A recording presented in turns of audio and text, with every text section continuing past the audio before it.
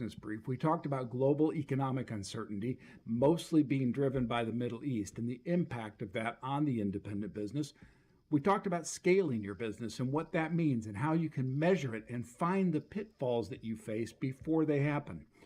We talked about the importance of knowing your customer avatar and what that means for marketing, messaging, and everything else.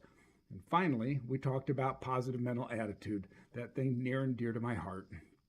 Well, this week we're going to expand on those themes. We're going to talk about 4 things. Is the economy sending you mixed signals? Are you seeing it both good and bad at the same time? Why are so many business owners feeling stuck despite working much harder just to keep afloat? What does your business really need to do over the next 90 days? What can you do to make sure that you thrive in the age of uncertainty and not just survive? And finally, taking on that theme, what separates the ones who survive disruption from those who genuinely thrive? We'll take a look at that in the Big Owner segment. So welcome to another edition of the Big Business Brief. In a world that's changing faster than ever, clarity is your greatest advantage. This is the Big Business Brief, where we break down what's happening, what it means, and what you need to do next. The Big Signal, the Big X-Ray, the Big Playbook, and the Big Owner. This is the Big Business Brief with Steve Beaman. Hello, everybody, and welcome back to this issue of the Big Business Brief.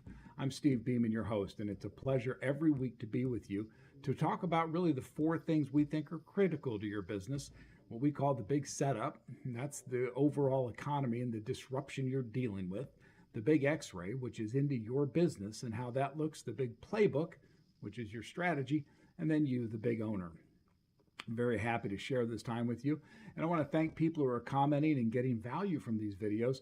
Again, I do it just because I believe so deeply in the entrepreneurial spirit, and those of you who are fellow entrepreneurs and solopreneurs, we need to stand together as one community to try to help each other where we can. If you joined us last week, we touched some very important things. First, we talked about the growing tensions in Iran and the uncertainty that that brings, and how that uncertainty affects global prices, oil specifically, and the inflation that that drives. We talked about the confidence of the small business community. And when I say small, by the way, I'm referring more to independent business, because some independent businesses can be $100 million. They don't have to be small.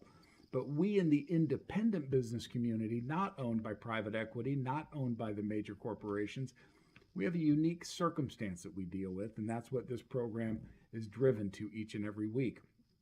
The second thing we talked about in what we call the Big X-Ray, we discussed scaling problems. And this tied to a webinar that I had done on how to scale your business. And we looked at some of the metrics you need to understand deeply before you begin to scale up your business. Again, I've had time and time again seen companies that begin to scale. They've come through the startup, they've come through validation, and they're now ready to scale. And it creates as many problems as they would ever dream of. Well, we helped people through that idea last week. Third, we talked about your customer avatar. This is something that, again, we work heavily with independent businesses on, because you've got to know exactly who your best customer is and what that best customer looks like. Developing the proper avatar, the proper outline of what your customer looks like, well, that's going to help your messaging, your marketing, all of the things that relate to your business continuity and the clarity that you provide your employees, your vendors, your distributors, everything. And finally, we discussed this idea of positive mental attitude, something that those of you who know me more, it's near and dear to me. I believe heavily in it. Attitude does, in fact, determine your altitude. But last week, we talked about it not as wishful thinking, but as a discipline of maintaining perspective in an age of disruption. We are going through more disruption now as an economy than we've seen in many, many years. And that's driven by not just AI and robotics and technology, but it's also driven by social changes, political changes, geopolitical changes. Everything's piling on the independent business to say, man, where do I go from here? Well, this age of disruption is what the purpose behind Big and what we've done for our members. All four of these ideas of the setup, the x-ray, the playbook, and you play into this idea of this larger question.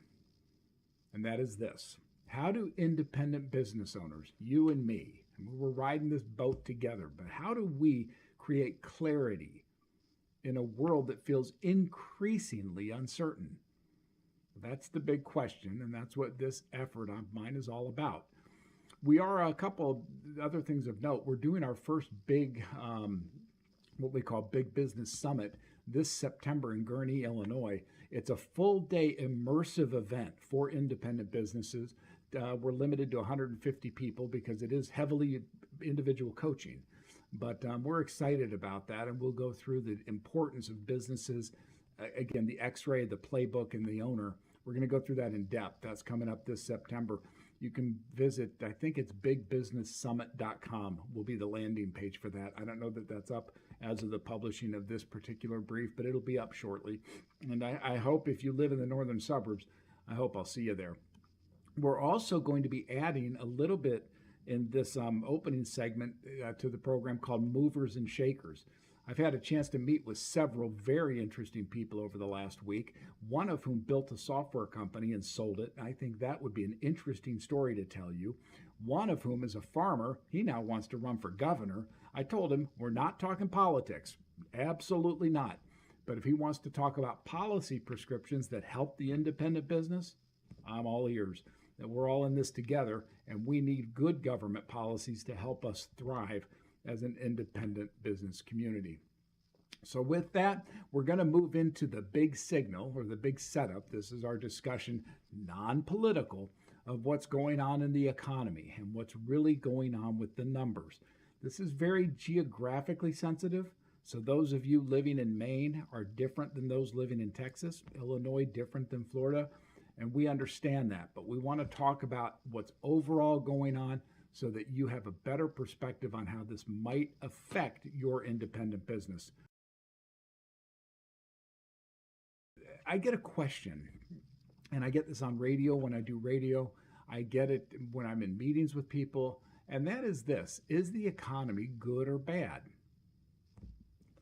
Well, the reality is it's both. It can be good on some measures and not so good on others.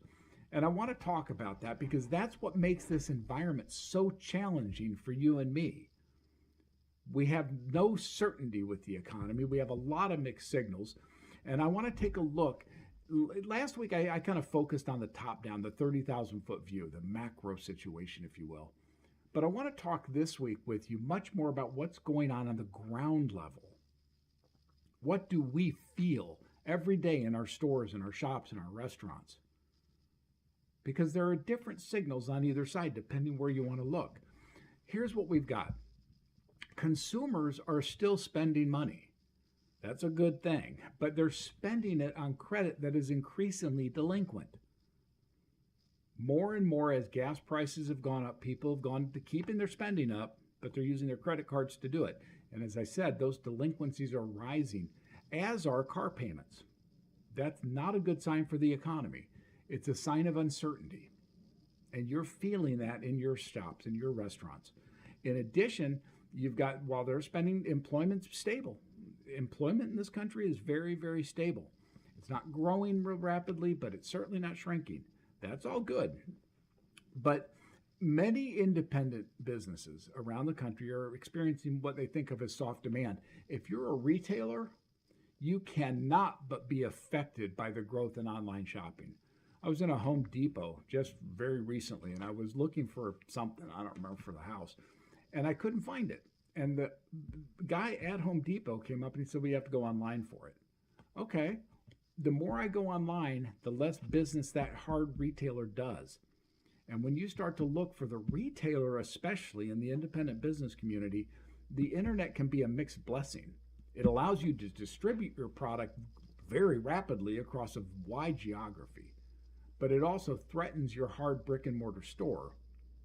So that's an uncertainty that it creates, and scaling through that uncertainty is, again, another reason big exists. So we're seeing, I think, also what I've talked about for 15 years, which is the bifurcation of the economy.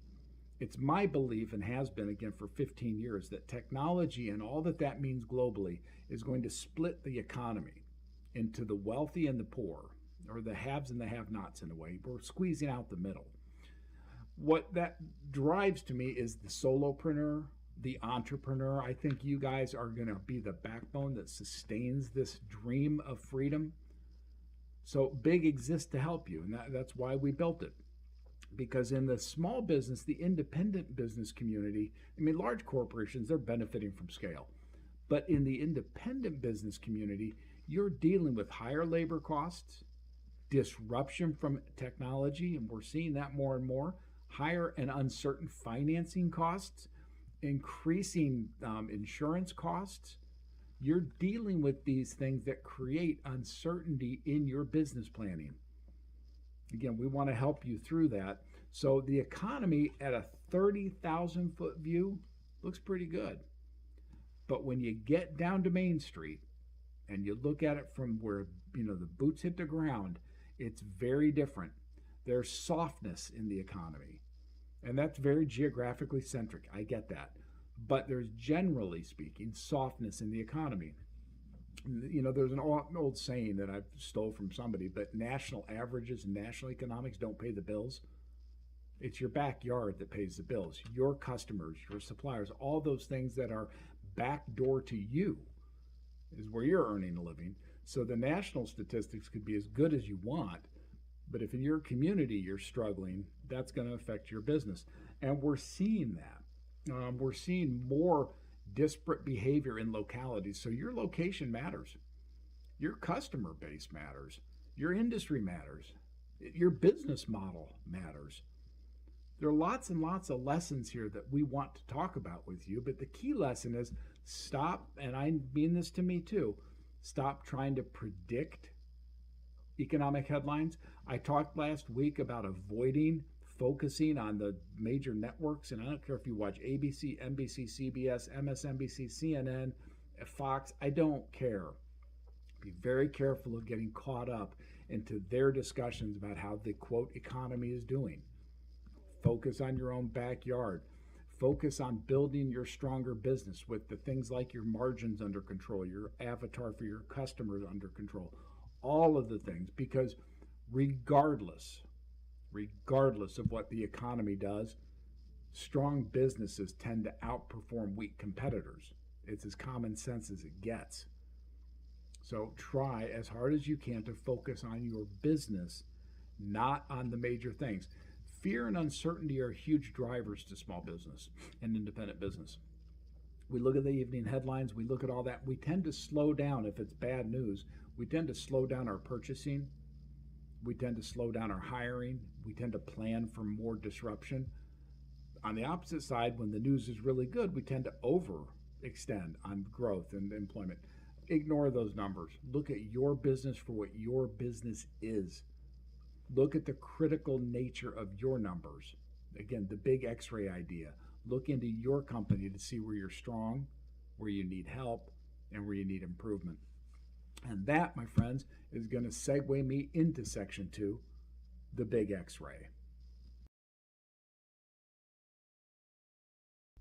I want to start this segment with a question. Why most businesses, or why don't most businesses have a growth problem? Or why do they have a growth problem? Why don't they? Why do they? It's all contained in the big X-ray. But I want to go deep today in this a little bit with you, because I hear owners constantly coming to me saying, Steve, I need more sales. But oftentimes when I talk to them and I start to dig into their business, it's not a sales problem. They don't need more sales. They have a clarity problem. They have a planning problem. They have a metric problem. They may not understand where their sales are driving revenues, which are good customers and bad customers. Clarity. So think about it with me. If I was to ask you right now, what are the top 3 priorities that you have for the next 90 days? Could you list them? 3 bullet points. 90 days, top 3 priorities. Could you state them right now? Could you state which KPIs or key performance indicators are most important for your business in the next 90 days? And the method you have for monitoring them? What's your biggest bottleneck? What is holding you back the most? Is it technology, people, processes, finance? What is it? What's the bottleneck holding you back from the next 90 days experiencing growth? And finally, where is there any cash leaking from the business? Where is there inefficiency you can root out? Often, when I just work with companies on those 4 questions, we find that there are changes they can make to their operations very quickly and cheaply. And they will plug those cash holes. They will improve their monitoring of the KPIs. They will get more clarity to their 90-day plans. And that's what's important for you. Because many owners cannot answer those questions. And you need a heartfelt discussion with yourself on whether you can or can't. And oftentimes, what I'm finding is it's not that the businesses aren't smart. They are. The owners of these things, the solopreneurs and entrepreneurs, know what they're doing.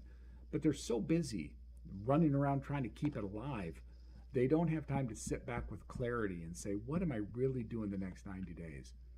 Because they're working every business day just to survive. Well, we need to get you to the point where you can take a breath and you can work with a community like Big to say, I need help, guys. I need clarity in my planning, and I need you to help me get there. Well, we certainly can. The Big X-ray, for example, that we do with our customers, and it's up on beamanintelligence.com. You can take it for free. The Big X-ray looks into your business on 7 key critical things. And it's going to determine which one's your weak point. What is holding you back? So you want to consider taking the Big X-ray. Diagnose the problem before you prescribe the solution. It's as common sense as it gets. But again, oftentimes you and I as solopreneurs and entrepreneurs get so busy that we don't have time to think about these things and get clarity. Let us help you do that. Go to, again, beamanintelligence.com, take the Big X-ray. Obviously, you could put a whole bunch of analogies on this. You wouldn't do surgery without an examination, but that is what many business owners do. And they do it because they're overwhelmed. They're dealing with 15 fires at the same time. I wrote a book called Everything is Everything, and it's because I had people that said to me, what's the most important thing?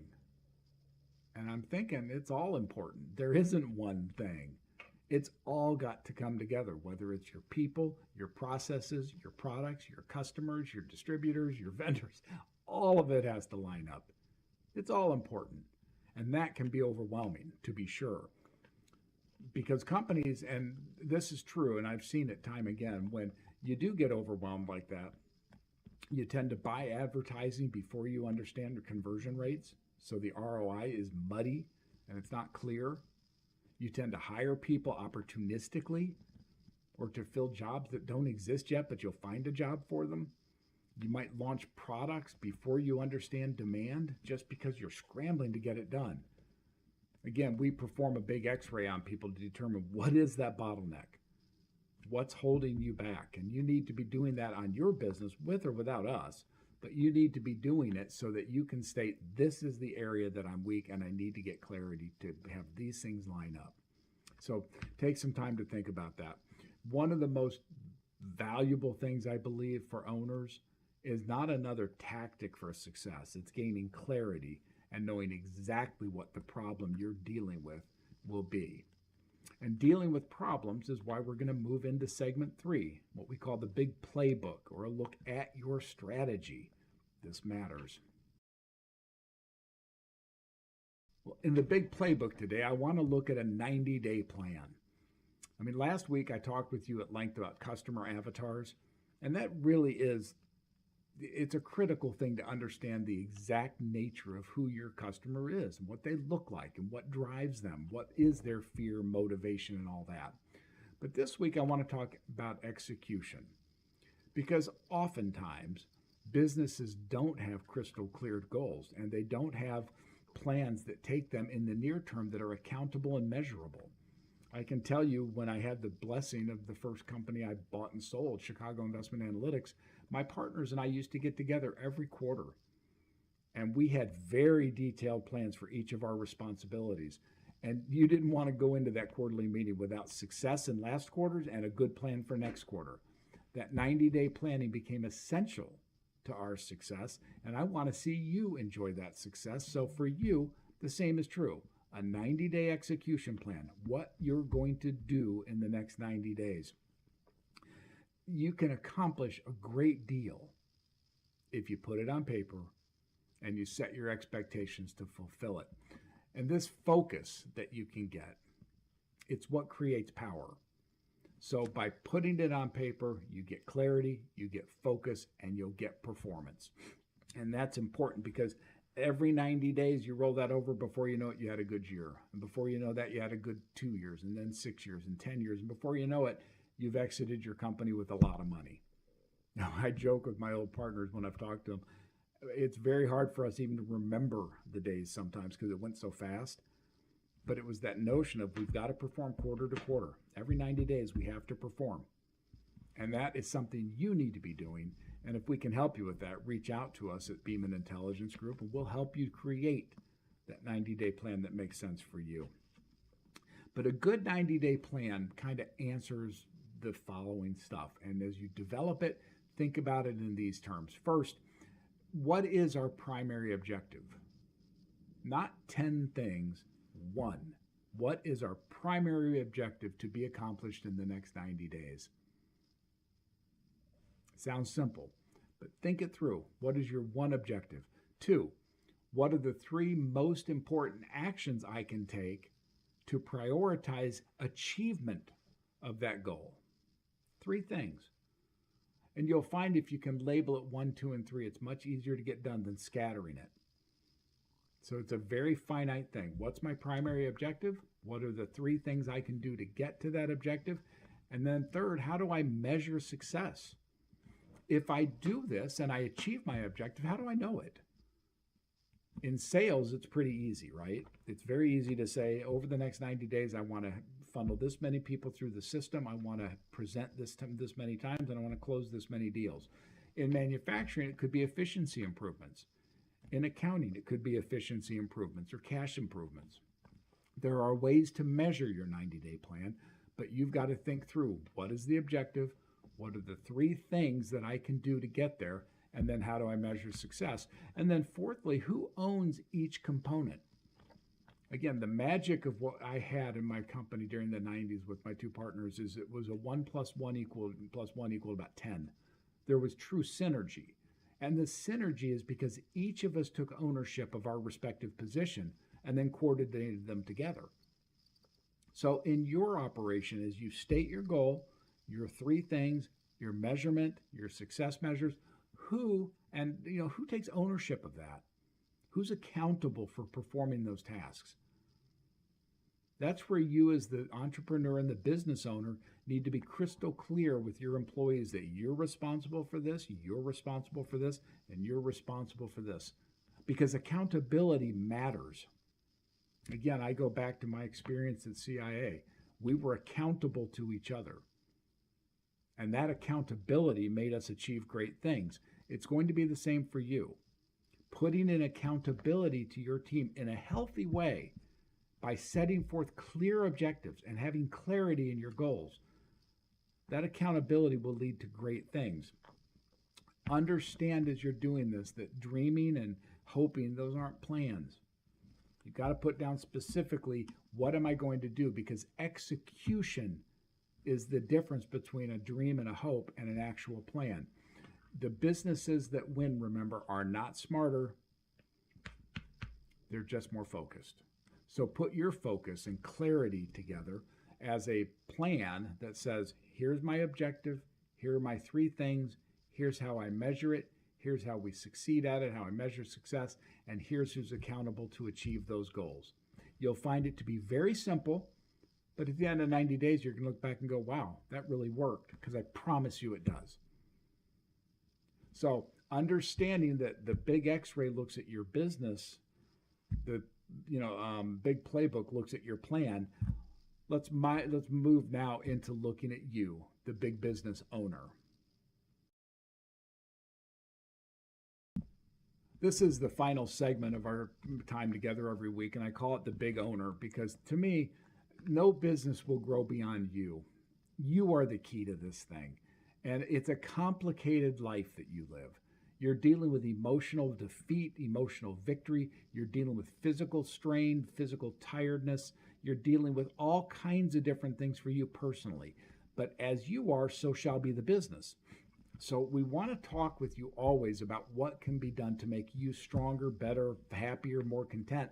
Last week, we talked about the idea of the positive attitude as a way of life, really. Well, this week, I want to talk to you about resilience, because resilience is a key to what that creates. The right attitude will give you the ability to be strong and certain through uncertain times. And we are dealing with an uncertain time. I was at a meeting last night and I was talking with some very, very smart people about AI and globalization, global economies. We were talking about China and some other things. But all of us agree on one thing. It's very difficult today to forecast out with any certainty what the world looks like in 5 years. It's a very different world, and I've been talking about this since 2010. It was clear to me then, and it's more clear to me now, we were moving out of the industrial capitalism of the past into the digital capitalism of the future. And we're now migrating into that, and it creates fear, uncertainty, and doubt for all of us as solopreneurs and entrepreneurs. So resilience deriving from a positive attitude is absolutely necessary, because your business will never, ever be a straight line. You're going to have good months, you're going to have bad months, and it's the resilience you bring to it that will keep you steady in that stormy water. We talked at one point about big being a port in a storm, because you're dealing with stormy, transient waters. And you're the captain of that ship, and it is tough, because we are in that age of disruption that we talk about. You're going to have unexpected setbacks, things that the old thing, what are you afraid of? I'm afraid of what I don't know I should be afraid of. We can plan for things we know, so we can have our plans for the bad times, but who of us could have predicted a year shutdown at COVID? I mean, really, nobody did. Everybody thought 2 weeks to stretch lighten the load and all that. The reality is we get shocks all the time now. Who would have predicted this Iranian situation? Nobody. But it happened, and it's created uncertainty for your business. So my point with that is it's the resilience that you've built into your being from an attitude of victory that allows you to be the captain in that water and bring steadfastness to your ship. It's the clarity of your goals, your objectives, and where you want to be with that singular focused drive to say, I'm going there, join with me. That will carry you through the ups and downs and the good times and the bad times. And that is what is so important to have for your business. It's not talent. Often it's not even experience. Ray Kroc said it's persistence. Just keep at it, keep at it. Well, I think of persistence as a component and resilience as a component, because ultimately your belief in your business and you're serving your customers is what's going to differentiate you from your competitor. We talked last week about the need to know your avatar, because your business needs to be about making your customers' life better. And you can't make their life better if you don't know who they are. So as you go through developing your attitude of victory, your positive attitude of success, your resilience, your tenacity, your stability, all of these characteristics that you want to have as the leader. And by the way, again, when I'm talking to you, I've experienced all this stuff. I've had times where I was positive and I was forthright and I had resilience and I had all these. And I've had times where I didn't demonstrate those for whatever reason. I can tell you it matters. And as you go forward in your business, to have clarity of thought for you personally, to be able to say, this is what I believe, this is where I'm going, and we all are going to get on that ship because it's a stormy water ahead, and I will bring continuity and comfort and confidence to you. That's the resilience of saying, good times or bad, I'm going to be there. Positive attitude, and we talked about it last week, it's not some fluffy rah-rah thing. It's a way of life. It's believing that you can find solutions when others say there are none. It's a can-do attitude. It's one of saying not I can't do this, but it's one of saying I can do it. I just have, the often used thing is Edison with his 99 ways not to build a light bulb. There's a funny story too I'll share with you real quick. Albert Einstein was teaching a class, and I think this is a true story. It may just be a made up thing to make a point, but I think it's a true story. He was teaching a class, and he went in and he got on the board and he said, I want everybody to check my math. 1 plus 1 equals 2. 2 plus 2 equals 4. 4 plus 4 equals 8. 5 plus 5 equals 10. 6 plus 6 equals 13. So as he said to the group, can you check my work? They all focused on the last one. You're wrong here. You're wrong. You said the wrong answer. Instead of focusing on the 4 that he'd gotten right, they focused on the one he got wrong. And that's what you're going to find as a solopreneur and an entrepreneur. People are going to look at you for that one error, and they're going to blame you for it. You've got to have the inner strength to say, you know what, I made a mistake, but I've done this good. I mean, I look at my life, and I have had my ups and downs. There's no question. It's one of the things I've enjoyed about my life, frankly. But when I've had my ups, I'm a hero to everybody else. When I've had my downs, I'm a bum to everybody else. But to me, I'm just steady state. I believe in where I'm trying to go, and yes, sometimes I make mistakes, and I'm accountable for them. But it's not who I am. It's what happened, or the decision I made. You make 10 good decisions and then one bad one, the bad one can't identify you. So if you're in a position where you're struggling and everybody's beating you down, saying, oh, you're just making mistakes, look at the good ones you've done. I would challenge most of you, and I think you'll find you've made 9 good decisions and maybe one bad one.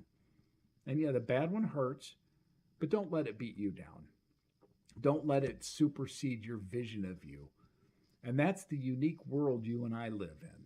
The solopreneurs and entrepreneurs all around the country who, again, you go from hero to bum really quick. Well, be a hero to yourself. And just look at the successes you've had together with the losses and keep that attitude up so that you continue to become a victor and not a victim. Well, that's going to just lead me to close out today because I'm going to wrap up this big business brief. I'd like to leave you this week with a simple thought. The world has always been uncertain. Every generation faces challenges, that's to be sure.